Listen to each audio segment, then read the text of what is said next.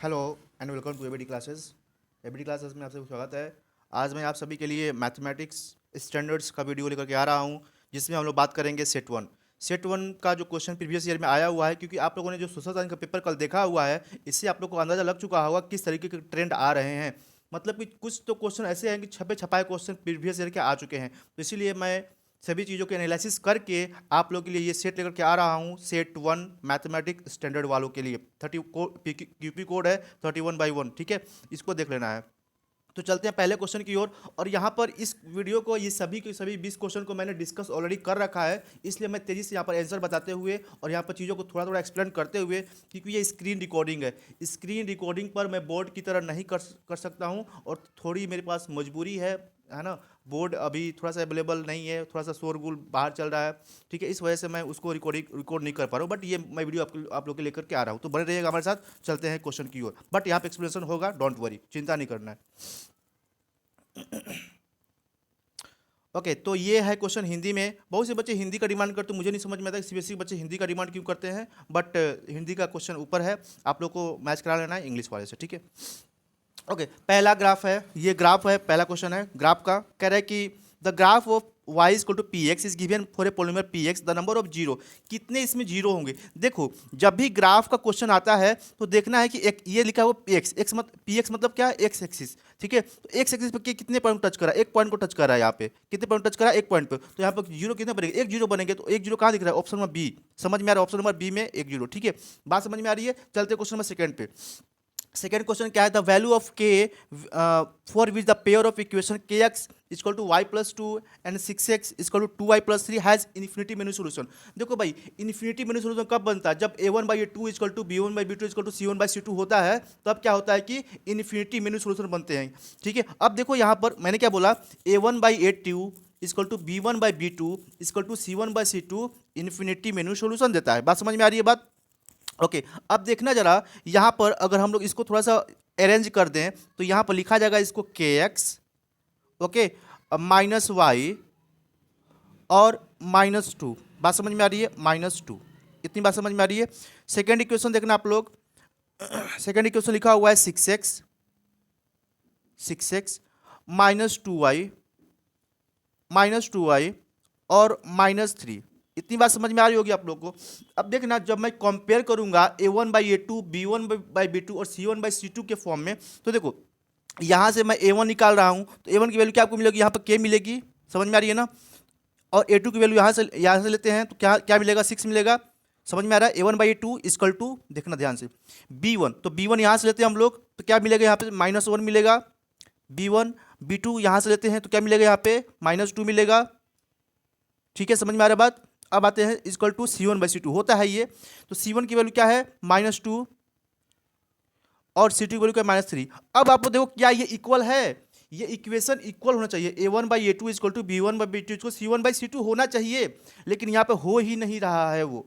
जब ऐसा हो नहीं रहा है, देखो यहाँ पे कंपेयर कर सकते हो आप लोग, क्या 1/2 और 2/3 बराबर है? बराबर है ही नहीं, नहीं ना है बराबर। तो जब बराबर ये है ही नहीं, तो कैसे आप करोगे ये एग्जिस्ट कर रहा है? ये एग्जिस्ट ही नहीं कर रहा है, तो इसलिए ऑप्शन नंबर बी करेक्ट होगा। यहाँ पे बहुत से बच्चे पता है क्या करेंगे? यहाँ पे ऐसे करेंगे, टू इसको इसको मल्टीप्लाई करेंगे तो कितना होगा? -2k हो जाएगा और यहाँ पे बनेगा -6। बस बस समझ में आ रही है? -2k = 6, यहाँ कटाएंगे 2 से 3 और कहीं ये 3 आंसर आ गया। 3 आंसर नहीं आ रहा है बाबू, यहाँ पे डज नॉट एग्जिस्ट होगा। ठीक है, इस बात को ध्यान रखना। बहुत से बच्चे एक करके निकल लेंगे कि ये हमने तो आंसर सही किया है, बट आपने यहाँ पे आंसर गलत किया। इस बात का ध्यान रखना है आपको।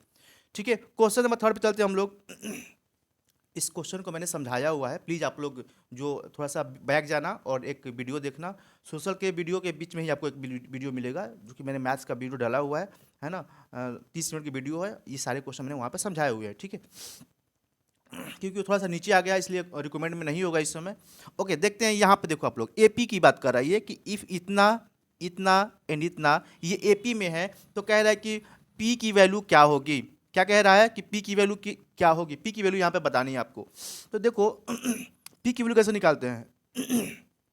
अब देखना, अगर आप लोगों को पता है कि a2 - a1 करने पर डी निकलता है और a3 - a2 भी करने पर डी निकलता है। बात समझ में आ रही है ना?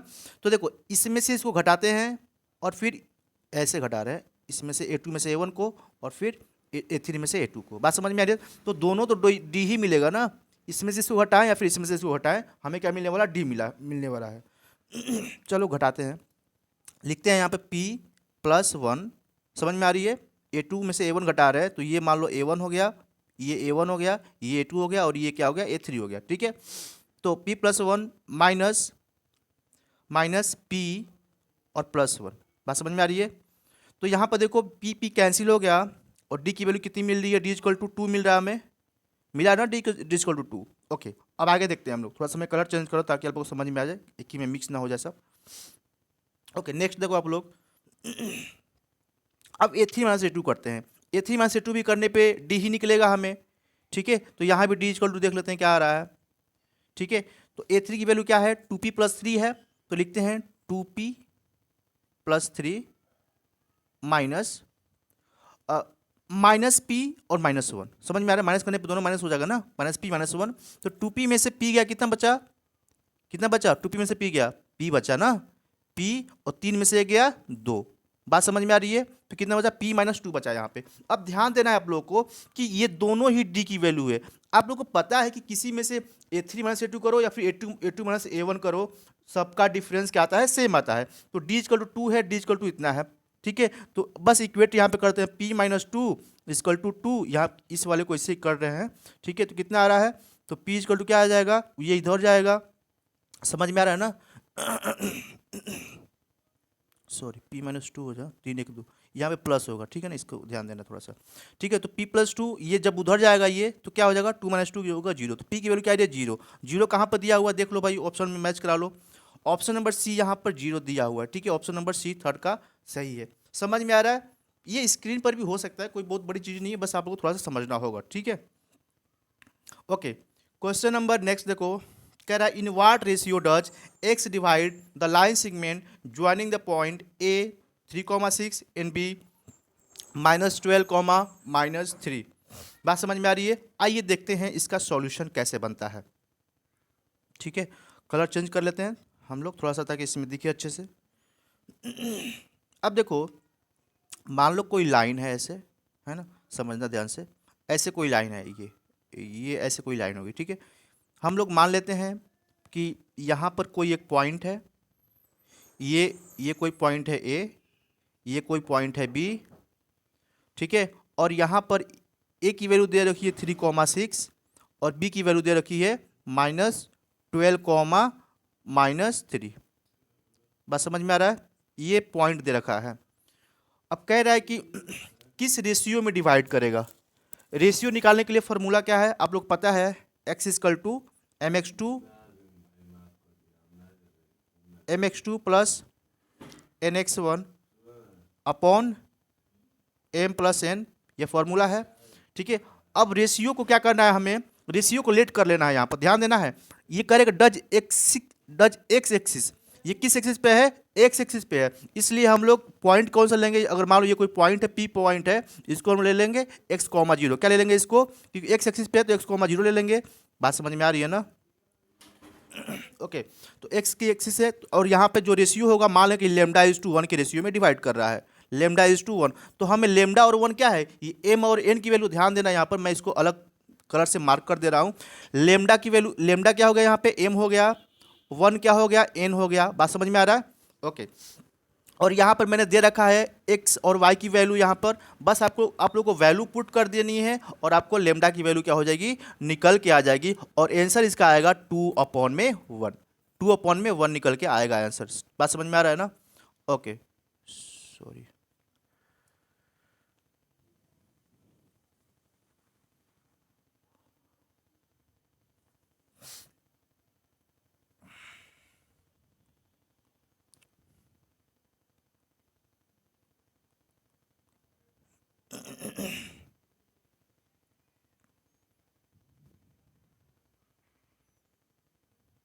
ओके, तो ये था इंग्लिश वाला वर्जन, ठीक है। किस क्वेश्चन पे हम लोग थे, इसी पे थे, ठीक है। तो इसका आंसर कितना आ रहा है, 2:1, ठीक है। तो आगे बढ़ते हैं। मैंने इस वीडियो को बनाया हुआ है, आप लोग वहाँ से जाकर देख सकते हैं, किसी को समस्या है तो ज़्यादा। ओके, देखो इसमें 47.5 आएगा आंसर, कैसे आ रहा है मैं बताता हूँ, ठीक है। इंग्लिश वाले वर्जन में चलते हैं हम लोग, उसके बाद बताते हैं। ये देखो, देखो सभी लोग ध्यान सुन देखना है इस क्वेश्चन को। अब पता है कि ये एक ट्रेंगल जो बन रहा है ये हमेशा 180 डिग्री बनता है और ये ऑलरेडी 95 दे रखा है। तो मान लो 180 में से 95 घटाओ, कितना आ रहा है, कितना आएगा 85 आया। तो इसका मतलब ये दोनों, अब ये दोनों तो रेडियस है ना इसका, तो जाहिर सी बात है कि सर्किल के अंदर रेडियस बन रहा है तो सभी के सभी रेडियस बराबर होंगे। तो जो यहाँ पे इससे ट्रेंगल जो बन रहा है ये ट्रेंगल की साइड भी तो बराबर होगी ना। आइसोसेलेस ट्रेंगल यहाँ पे हो सकता है फॉर्म कर दे ये। तो यहाँ पर ये आइसोसेलेस ट्रेंगल बन रहा है यहाँ पर, और आइसोसेलेस ट्रेंगल में क्या होता है, दोनों साइड बराबर होते हैं। ठीक है, इसका मतलब दो एंगल भी बराबर होंगे यहाँ पे। तो दो एंगल बराबर हो तो डिवाइड करो 85 को 2 से, तो 85 को 2 से डिवाइड करने पर कितना आता है 42.5 आता है। कितना आ रहा है 42.5, 42.5। बात समझ में आई इतनी। अब हमें पता है कि यहाँ पे टेंजेंट बन रहा है, यहाँ पे क्या बन रहा है, टेंजेंट बन रहा है। और टेंजेंट हमेशा क्या बनाता है, 90 डिग्री बनाता है। और जब टेंजेंट 90 डिग्री बना रहा है तो डिवाइड कर, घटा दो ना यार 90 में से 42.5 को। जैसे ही घटाओगे 47.5 निकल करके आ जाएगा। कितना आएगा 47.5 निकल, क्योंकि आपको पता है कि ये 42.5 अंदर वाला हो गया तो बस बाहर वाला निकालना था 47.5। यहाँ पे कौन सा ऑप्शन है, option number A is correct. ठीक है, इसी तरीके से चलते हैं हम लोग क्वेश्चन नंबर 6 पे। समझ में आ रहा हो तो आप लोग कमेंट बॉक्स में जरूर बताएंगे समझ में आ रहा है या नहीं। ठीक है, अगर नहीं तो फिर से मैं रात में बोर्ड पर बना करके डाल दूंगा वीडियो, और कोई ज़्यादा समस्या वाली बात होगी तो। ओके, यहाँ पर दे रखा है if 2tan is equal to 3 then the value of, आइए देखते हैं। इजी सा क्वेश्चन है, ज़्यादा हार्ड नहीं है यार, आप लोग बनाए होंगे, मुझे पता है। देखो ध्यान से, कह रहे हैं कि 2tan है, तो यहाँ पे 2tan है की वैल्यू 3 रखी है, तो हम लिख सकते हैं कि tan a बराबर लिख सकते हैं ना हम लोग 3/2। बिल्कुल लिख सकते हैं, पक्का पक्का, इसमें कोई तो बताने वाली बात ही नहीं है। हो सकता है tan a बराबर 3/2। हाँ, ये बात सबको समझ में आ रही है, मुझे भी पता है। तो यहाँ पर आप लोग देख लो, यहाँ पे इस तरीके से हमने यहाँ पे एक ट्रेंगल बनाया। ठीक है, हम लोग इसको ए मान लिए कि ये जो है ए एंगल है, क्योंकि ए एंगल की बात कर रहे हैं ना, तो हम लोग मान लिए कि ये वाला जो एंगल है वो क्या है, ए है। इतनी बात समझ में आ रही है। तो अगर ये एंगल है तो जाहिर से मतलब ये पी होगा और ये बी होगा। tan थीटा क्या होता है, p/b होता है ना tan थीटा। तो p इसका सामने वाला होता है, तो p क्या हो गया, ये हो गया, इसका मतलब 3 ये हो गया, और 2 क्या हो गया, ये हो गया। बात समझ में आ रही है। ओके, अब अगर आप लोग इसका h निकालने की कोशिश करते हो, हाइपोटेनस निकालो, तो क्या आएगा, 3 का स्क्वायर 9 और 2 का स्क्वायर 4, तो 9 4 13, मतलब कि रूट 13 आएगा। आया कि नहीं आएगा रूट 13। अब हम लोग निकाल चुके हैं, हमें p भी मिल गया, b भी मिल गया और h भी मिल चुका है। बात समझ में आ रही है। अब हम लोग साइन की वैल्यू निकाल लेते हैं। तो साइन की वैल्यू क्या आती है, साइन की वैल्यू, यहाँ पे साइन की वैल्यू क्या आएगी, p/h आती है। तो p की वैल्यू क्या है 3 और h की वैल्यू क्या है √13। तो जहाँ जहाँ साइन लिखा है वहाँ पर 3√13 लिख दो, यहाँ पर 13 होगा। ठीक है, 3√13 लिख दो। और जहाँ जहाँ कॉस लिखा है उसे क्या लिखना, b/h मतलब 2/√13 लिख दो, 2/√13 लिख दो। ठीक है, ये बात समझ में आ रहा है। तो इसको 2/√13 हो गया, और इस तरीके से आप लोग इसको आगे कर सकते हो। ठीक है, बात समझ में आ रहा है। अब बस इस वैल्यू में सभी के सभी वैल्यू को पुट कर दो, है ना। जो हमने निकाला है साइन की वैल्यू और कॉस की वैल्यू, यहाँ पुट करते ही आपको मिल जाएगा आंसर। ठीक है, आंसर क्या होगा इसका, आंसर जो होगा इसका 3 आएगा। ठीक है, कितना आएगा 3, ये वाला 6 का C आएगा। ठीक है, ओके, क्वेश्चन नंबर 7 है alpha beta 0 polynomial x² + x - 1 और 1/α + 1/β इज इक्वल टू। ठीक है, तो अब देखो यहाँ पर मैं बता रहा हूँ इसको। आइए बात करते हैं अल्फा प्लस बीटा, और जो निकालना है कैसे निकलेगा इसका। अब देखो यहाँ से हमें मिल रहा है a की वैल्यू क्या मिल रहा है 1, b की वैल्यू क्या मिल रहा है 1, c की वैल्यू क्या मिल रहा है -1। इसमें तो किसी को संदेह नहीं होगा ए बी सी में कि इतनी इतनी वैल्यू मिलेगी। जब ये संदेह नहीं है तो आइए हम लोग देख लेते हैं, निकाल लेते हैं। अल्फा प्लस बीटा की वैल्यू क्या होती है, -b/a होती है, -b/a होता है ना। तो -b की वैल्यू हमने b की वैल्यू क्या निकाला 1, तो इसका मतलब -1/1, मतलब कितना आया अल्फा प्लस बीटा की वैल्यू -1। बात समझ में आ रही है, अल्फा प्लस बीटा की वैल्यू -1। अब बात करते हैं नेक्स्ट, हम लोग बात करते हैं अल्फा इंटू बीटा। ठीक है, alpha into beta, alpha beta की वैल्यू क्या आएगी, c/a आती है, तो c की वैल्यू क्या है 1 और फिर से 1, c/a की वैल्यू क्या है 1/1, मतलब कि कितना आंसर आया 1 आया। अब हमें निकालना है 1/α + 1/β। ध्यान देना यहाँ पे 1/α + 1/β। अब इसको आप लोग एलसीएम से जोड़ते हो ना, तो कैसे होगा, अल्फा प्लस बीटा अपॉन में अल्फा इंटू बीटा। बात समझ में आ रही है ना। अब हम आपको निकाल के दिखा चुके हैं कि अल्फा प्लस बीटा की वैल्यू कितनी है, अल्फा प्लस बीटा की वैल्यू कितनी है 1 है ना, 1 देख रहा है, सॉरी -1, तो -1 हमने लिखा यहाँ पे, ठीक है। और इसकी वैल्यू क्या है नीचे वाली की -1, इसकी भी -1 आ रही है ना, सी बाई ए यहाँ माइनस होगा, ठीक है। तो -1 आ गया, तो -1 इधर भी आ गया, तो -1 कट गया, आंसर कितना आ रहा है 1, कितना आ रहा है कट के 1, ठीक है। ओके, तो कितना आ रहा है आंसर 1, 1 कहीं मैच कर रहा है ऑप्शन नंबर ए, ठीक है। ऑप्शन नंबर ए क्या हो रहा है, सही हो रहा है यहाँ पे, बात समझ में आया। Alpha into beta C by A सही था ना, सी बाई ए -1 और 1, ठीक है, -1 अपॉन में 1, ओके ठीक है। नेक्स्ट क्वेश्चन, क्वेश्चन नंबर 8 देखो, करें लिस्ट पॉजिटिव वैल्यू ऑफ के for which the polynomial of quadratic equation 2x² plus kx plus 4 has rational roots is, इसके क्या रेशनल रूट्स बनेंगे ये बताना है, ठीक है। अब पता है कि रेशनल नंबर क्या होता है, पी बाई क्यू के फॉर्म में होता है, ठीक है। तो यहाँ पे ऑप्शन नंबर क्या हो जाएगा, ये तो होगा नहीं ना, ये तो होगा नहीं ना, तो बस option number B is correct, ठीक है। चुपचाप यहाँ पे कर देना है, ज़्यादा परेशानी होने इसके लिए। यहाँ पर आपको पता है tan 30 की वैल्यू और sec 45 की वैल्यू और sin 60 की वैल्यू, अपने वैल्यू पुट करना और आंसर पाना है आप लोग को, ठीक है। काफ़ी आसान सा क्वेश्चन है ये, है ना। इसका ऑप्शन नंबर क्या होगा, बी हो जाएगा, ठीक है।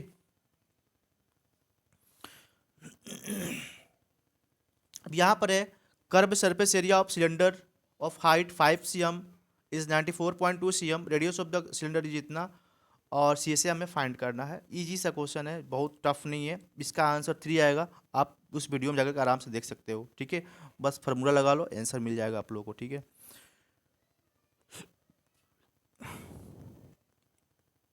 ओके, ये क्वेश्चन देखते हैं हम लोग, काफ़ी इंपॉर्टेंट क्वेश्चन है ये, डिस्ट्रीब्यूशन बिलो। अब देखना है इसमें कि मोड निकालना था, इस क्वेश्चन में मॉडल क्लास निकाला कि मॉडल क्लास कौन सा होगा इसमें। लेस देन 20 का मतलब क्या है कि 0 से 10 के बीच में जो भी नंबर है, 10 से नीचे वाला जो भी नंबर है। लेस देन 20 का मतलब क्या है कि 20 से जितने भी नंबर है, इसका मतलब तीन नंबर जो है इसमें भी जुड़े होंगे, तो 12 में से क्या बचा 9, मतलब यहाँ पे जो एग्जैक्ट वैल्यू होनी चाहिए तो 9 होनी चाहिए थी, बात समझ में आ रहा है। अब इसमें टोटल 12 नंबर है, इसमें 27 है, मतलब लेस देन 3 कितने लोग हैं 27, मतलब इसमें ये लेस देन 20 वाले भी होंगे और लेस देन 10 वाले भी होंगे, ये बात समझ में आ रही है ना। लेस देन 20 वाले भी होंगे, लेस देन 10 वाले भी होंगे, तो इस वजह से यहाँ पर सिचुएशन क्या बनेगी कि हम 27 में से 12 घटा लेंगे तो कितना बनेगा 15, मतलब यहाँ पे 15 आ रहा है आंसर, बात समझ में आ रही है। और फिर यही कहानी यहाँ चलेगी, 57 में से हम लोग घटा लेंगे 27 को, ठीक है, कितना आएगा 37 47 57, तो यहाँ पे बचेगा 30, ठीक है, कितना बचा 30, और यहाँ पे 75 है, 8 और 6 में से 5 गया 1, 18, तो देखो सबसे ज़्यादा यहाँ पे 30 में आ रहा है, यहाँ पे जो लेस देन 40 है, तो ये मतलब ये 40 मतलब 30 और 40 के बीच में आएगा, ठीक है। तो ये आंसर सही है, मतलब ऑप्शन नंबर सी। समझ में आ रहा है, आप लोग ध्यान से एक बार देख लो।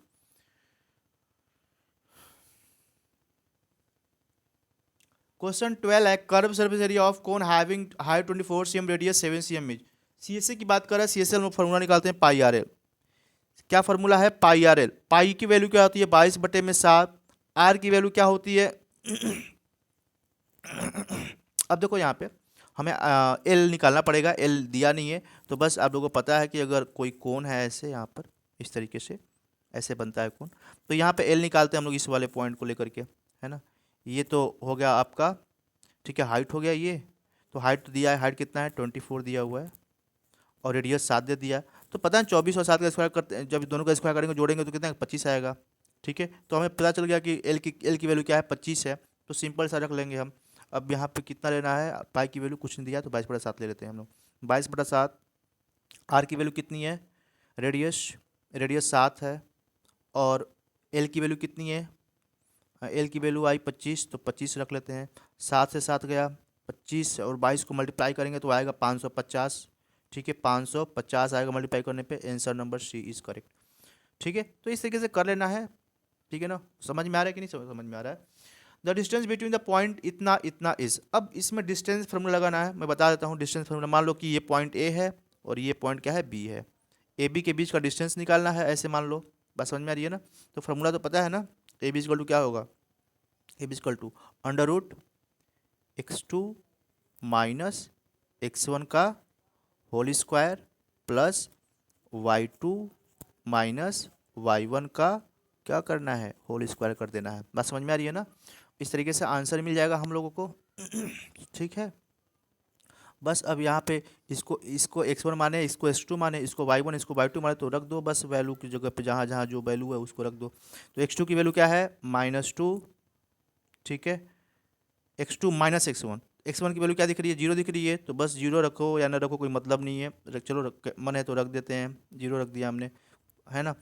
और फिर प्लस y2 माइनस y1, तो y2 की वैल्यू क्या है 0, है ना 0 y2 की वैल्यू, और y1 की वैल्यू क्या है, y1 की वैल्यू क्या है, तो ये है 2√5, ठीक है 2√5। समझ में आ रहा है ना बात? अब बस इसको स्क्वायर लगाना है तो स्क्वायर लगा दो भाई जहाँ जहाँ स्क्वायर है, ठीक ना। ओके, अब कितना बचा यहाँ पे, तो ये हुआ 2 का स्क्वायर कितना हुआ 4, ठीक है। और यहाँ पे कितना हो रहा है 4 × 20, ठीक है, कितना आया 24 √24। तो इसको कैसे बाहर निकालेंगे, 20, यहाँ पर x1 की वैल्यू क्या है, x2 यहाँ पर क्या है x1 x2, अच्छा 2√5 लिखो यार, यहाँ पे गड़बड़ हो गया, 2√5 यहाँ पे होगा, ठीक है 2√5 यहाँ पे कर लेना, 2 तो लिखा हुआ है बस इसको √5 कर लेना, यहाँ पे इसको हटा दो 2√5, तो यहाँ भी तो 20 ही बन रहा है ना, ठीक है सॉरी, तो यहाँ भी 20 बनेगा और यहाँ भी, तो 20 कितना होगा 40, तो 40 √40 की वैल्यू कितनी होती है, निकालो बाहर इसको, 2 × 2, 2 2 4, 2 9 8 और 5 40, ठीक है, तो ये तो 2 तो बाहर निकल गया अंडर रूट से, तो 2√10 आंसर आएगा, 2√10 आंसर आ रहा है यहाँ पर, तो 2√10 आंसर कहीं दिख रहा है क्या, हाँ 2√10 आंसर ऑप्शन नंबर 13। तो ये थोड़ा सा इजी क्वेश्चन थे, कुछ हार्ड नहीं है, ठीक है। मुझे थोड़ा सा यहाँ पर छोटा सा स्क्रीन है, इस वजह से लिखने में थोड़ा सा दिक्कत हो रही है, अदरवाइज क्वेश्चन बहुत आसानी से सॉल्व हो जाते हैं सब। यहाँ पे देखो पोलिनो है 0, इसको बस आप लोग रख देना फार्मूले में, इसका फार्मूला बनता है x² minus alpha plus beta x plus alpha into beta. इस फार्मूले पर अगर आप इसको रख देते हो तो इसका तुरंत ही निकल करके आ जाएगा आंसर, और इसका आंसर आप लोगों को मिलेगा कितना आएगा कैलकुलेट करने पे, तो ये आएगा x² प्लस 9/4, ठीक है ना, x² प्लस 9/4, ये आपको मिल जाएगा आंसर, ठीक है। ओके, अब लोग चेक कर लें एक बार इस फॉर्मूले में रख करके क्या सही आ रहा है कि नहीं, इस 14 का सी आ रहा है, मेरे को लग रहा है यही आएगा, ठीक है। मैंने इसको सॉल्व अभी नहीं किया है, बट मैंने बोर्ड पे सॉल्व कराया था इसको, आप लोग एक बार चेक कर लेना। ओके, क्वेश्चन नंबर 15 है, if the value of each observation is of A statistical data is increase by 3, अगर देखो करेंगे सब में वैल्यू जो है 3 बढ़ रही है तो ये क्या होगा, मीन डाटा, तो मीन डाटा भी 3 बढ़ जाएगा, और क्या होगा। और क्वेश्चन नंबर 16 है, बहुत आसान सा क्वेश्चन है, प्रोबेबिलिटी क्वेश्चन ये है, कह रहे कि happening of event is denoted by P, कोई चीज़ हो रहा है उसको हम डिनोट कर रहे हैं पी से, और note happening denoted by Q, note happening को क्यू से डिनोट कर रहे हैं। अब जानते हैं कि कोई भी मान लो अगर हम कोई चीज़ टॉस कर रहे हैं, मान लो एक कॉइन को टॉस करते हैं तो हेड आता है 1/2, ठीक है, हेड आने की प्रोबेबिलिटी 1/2, टेल आने की प्रोबेबिलिटी 1/2, दोनों मिल क्या होता है 1। वैसे ही यहाँ पे हैपनिंग प्रोबेबिलिटी पी है और नोट हैपनिंग प्रोबेबिलिटी क्या है क्यू है, अगर दोनों को जोड़ते हैं तो हमेशा ये क्या आता है 1 निकल के आता है, people Q is equal to 1, तो option number A is correct. Option number A यहाँ पे क्या मिल रहा है, बिल्कुल सही हो रहा है। क्वेश्चन नंबर 17, ये भी प्रोबेबिलिटी क्वेश्चन है, तो यहाँ पे 2 MCQ मिल चुके हैं प्रोबेबिलिटी के प्रीवियस ईयर के क्वेश्चन में, ठीक है। तो 17वां देखो, a girls calculates that probability of her winning the first prize in a lottery, है ना, फर्स्ट प्राइज जीतने की जो प्रोबेबिलिटी है वो कितनी है 0.08 है, ठीक है, वो जीत कितना रही है, फर्स्ट प्राइज जीतने की प्रोबेबिलिटी इसकी 0.08 है, तो इसको हम 0.08, ठीक है, इसको फ्रैक्शन में मैं कर लेता हूँ, तो ये हो गया 8 में कितना हो गया 100 हो गया।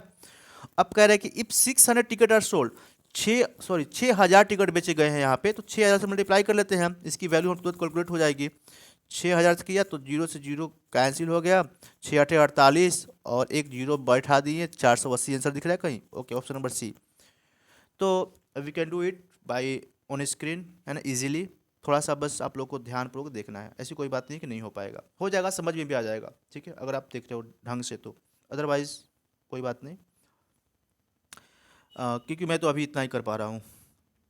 इन a group of 20 people 5 can not swim. अगर 20 बच्चे हैं तो उसमें 5 स्विम नहीं कर रहे हैं, लेकिन कह रहे हैं कि if one person selected at random the probability of the that he she can swim. कह रहे कि 20 बच्चे हैं, 5 उसमें से स्विम तैर नहीं पाते हैं और सभी के सभी तैर पा रहे हैं। तो उन सभी में से हमें ऐसे बच्चों को एक को निकालना है, प्रोबेबिलिटी निकालनी है जो कि स्विम करने वाला बच्चा। चलो भाई 20 बच्चे थे, 20 में से हमने 5 घटा दिया तो ये बच्चे 15 बच्चे। तो 15 बच्चे क्या हैं, ये तैरने वाले हैं, ये सब तैर सकते हैं। और कह रहा है कि 15 बच्चे जो तैरने वाले हैं उसमें से हमें किसी एक को रैंडमली निकालना है। तो बस कर लो ना, टोटल 20 थे ना, तो 15 बटे में 20 कर लो और कर लो इसको डिवाइड, जो भी करना है कटा लो, कैंसिल कर लो। तो 3/4 आ रहा है ना, करना 5 15 5 को 20, तो कितना आ रहा है 3/4 आंसर 18वां का ए, ठीक है। क्वेश्चन नंबर नेक्स्ट देखते हैं 19 डी। देखो सॉरी 19 देखो, यहाँ पे करें कि point P 0,2 is the point of intersection of y axis with the line इतना इक्वल टू 0। तो ये सही है, ऑप्शन एसेसन सही कर रहा है। रीजन क्या था, distance from point P 0,2 from the axis is 2 unit.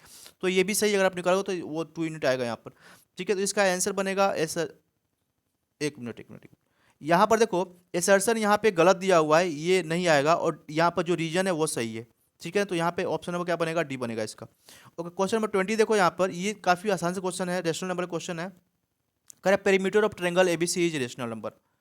अब करें रेशनल क्या होता है, पी बाई क्यू के फॉर्म में कोई चीज़ आता है। अब देखो कि क्या ये पेरीमीटर रेशनल नंबर आएगा, perimeter of triangle ABC is rational number. देखो 3 2 5 हुआ, क्योंकि हमें पेरीमीटर निकालने के लिए सबको जोड़ना पड़ता है। तो जब हमें हाइपोटेनस यहाँ पर निकला तब तो जोड़ेंगे हम यहाँ पर, तो हाइपोटेनस निकाल कितना आएगा, तो 9 और 4 13, मतलब √13 आ रहा है।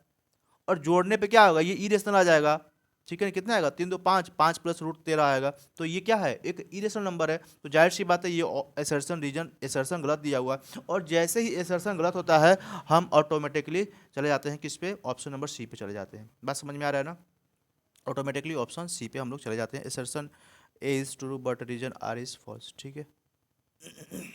तो एबीसी रेशनल नंबर बन नहीं रहा है, ठीक है ना। ओके, आगे चलते हैं हम लोग क्वेश्चन पे। क्वेश्चन नंबर 21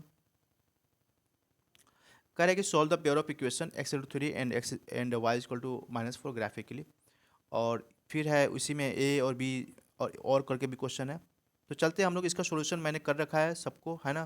तो मैं उसकी ओर चलता हूँ, थोड़ा सा वहाँ मैं एक्सप्लेन कर दूंगा, आप लोग आराम से उसको सॉल्व कर लेना। ओके, तो आते हैं हम लोग क्वेश्चन नंबर 23 देखते हैं। 23 क्वेश्चन देखो, ये दिया हुआ है, जो इंपॉर्टेंट है मैं उसको और थोड़ा सा मार्क कर रहा हूँ और उसको जल्दी से सॉल्व करने की कोशिश कर रहा हूँ।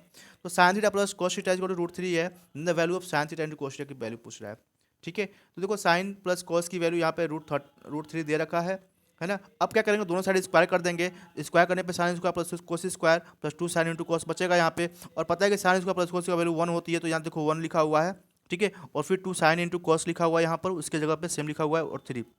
फिर क्या हुआ, ये उधर चला जाएगा, 3 में से गया 2 बचा, क्या बचा 2 बचा। और फिर जो ये 2 है यहाँ पे 2 और 2 साइन थीटा कोस थीटा जो बच रहा है ना, साइन से कोस थीटा बच रहा है, और बराबर क्या है यहाँ पे 2 बच रहा है। तो 2 से 2 कैंसिल हो गया यहाँ पे, ठीक है। तो 2 से 2 कैंसिल हो गया, तो बचा क्या, sine theta into cos theta की वैल्यू 1 बचा, ठीक है। साइन थीटा कोस थीटा की वैल्यू क्या रहा है, 1 बच रहा है, बस ये आंसर है।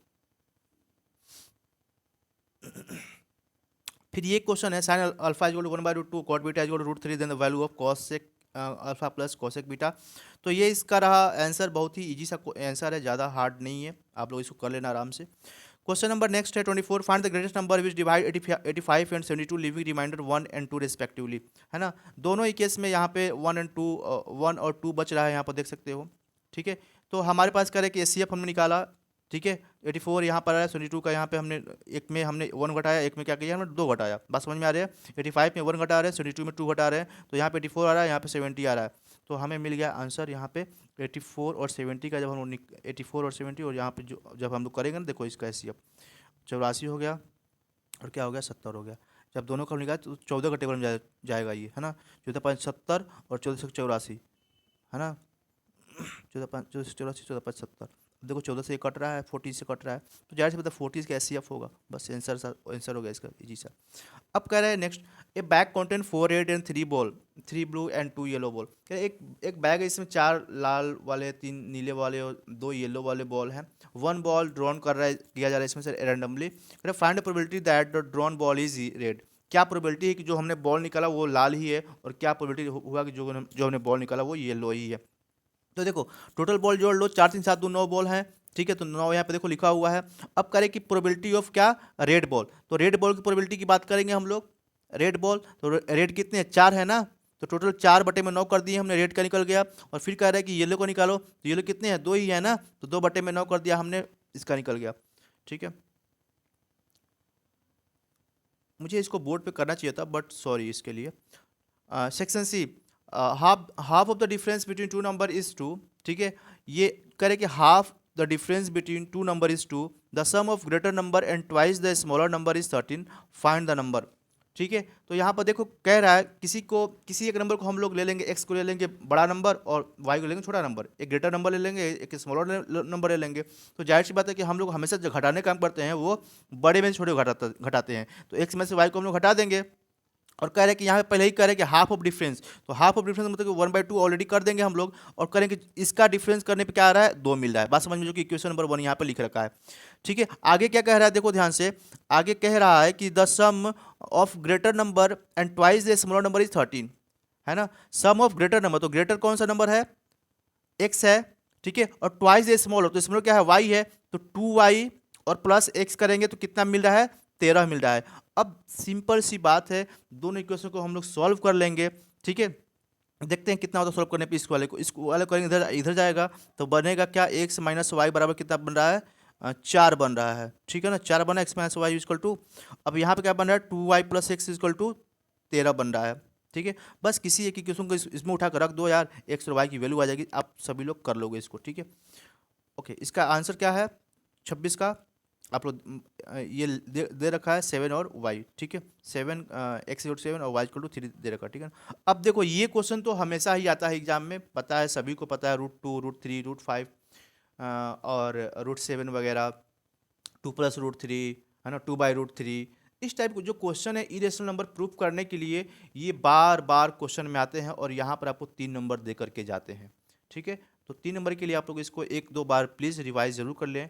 हो सकता है कि इस पिछली बार आया, इस बार √2 आ जाए, हो सकता है इस बार √3 आ जाए, हो सकता है इस बार 2 + √3 आ जाए, तो प्लीज़ आप इसे कर लेना, है ना। इजी सा क्वेश्चन है, बहुत टफ नहीं है। यहाँ पर देखिए क्वेश्चन दिया हुआ है, if -5, 3 and 5 3 are 2 vertices of equilateral triangle. यहाँ पे इक्विलेटरल ट्रायंगल के ये वर्टिसेस दिए हुए हैं, देखो ए है यहाँ पर और बी है यहाँ पर, ठीक है। Then find the coordinate of third vertex, जो ये कोऑर्डिनेट सी दिया हुआ है, इस वर्टेक्स का हमें एक्स और वाई फाइंड करना है। बात समझ में आ रही है।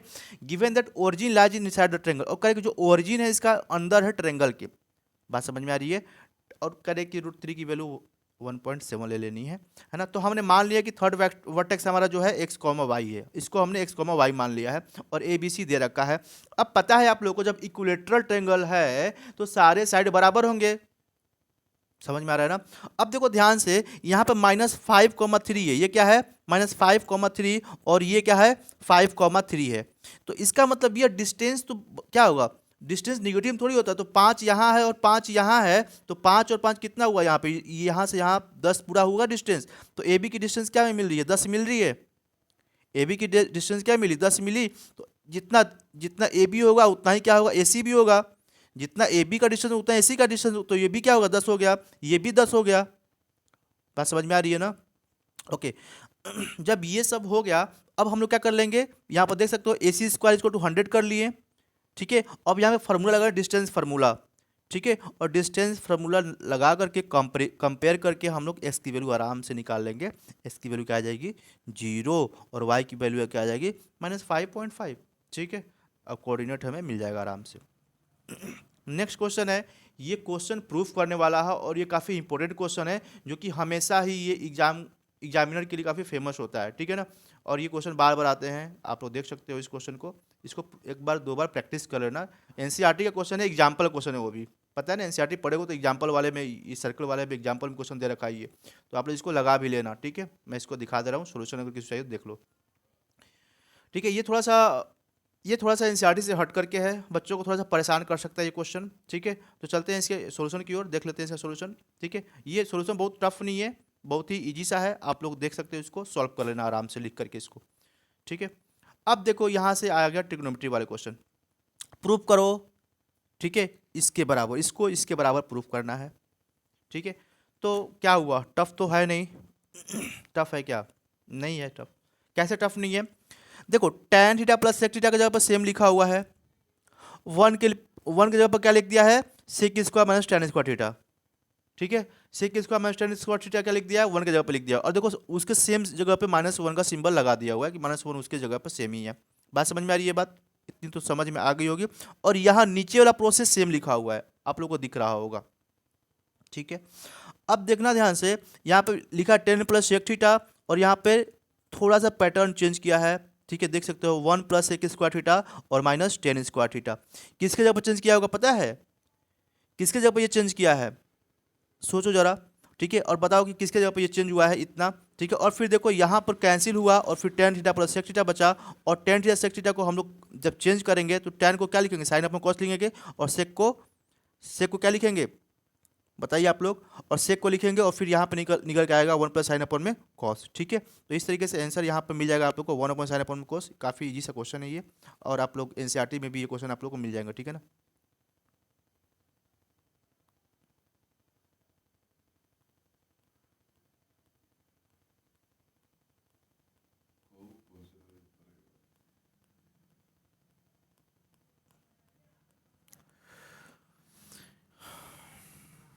ओके, तो ये क्वेश्चन हो गया। क्वेश्चन नंबर 31 पे हम लोग आ चुके हैं, है ना, देख सकते हो। मैं इसका सोल्यूशन डायरेक्ट दिखा दे रहा हूँ, आप लोग इसको घर पे सॉल्व करना, बहुत ईजी सा सोल्यूशन है इसका, देख रहे हो कितना आ रहा है, 6 आंसर आ रहा है इसका।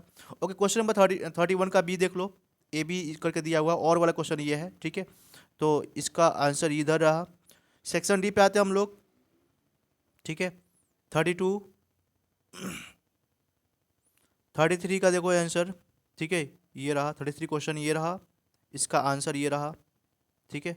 बहुत टफ नहीं है, थोड़ा सा बस प्रयास करना है, क्वेश्चन हो जाएगा, ठीक है। ये जो क्वेश्चन है इसको ढंग से करना है, इस क्वेश्चन को 33 वाले क्वेश्चन को, ठीक है, इसका आंसर ये रहा।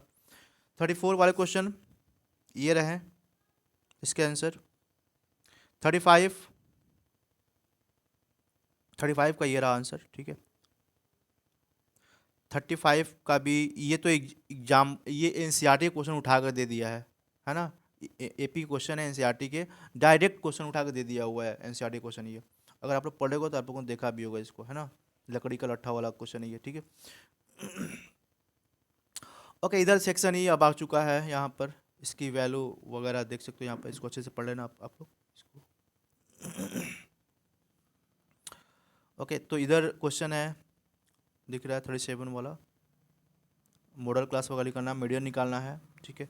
चलते हैं सॉल्यूशन पे इसके, ये रहा, इधर भी क्वेश्चन इसका, और का क्वेश्चन इसमें इधर क्वेश्चन दिए हुए हैं उसी के हैं, सॉल्यूशन दिए हुए हैं, आप लोग को देख लेना है। और इधर मीडियन आया इतना, ठीक है, और फिर मीन इतना उसका सेकंड वाले का आया, और वाले का, ठीक है। 38 क्वेश्चन इसका ये है, सॉल्यूशन इधर है,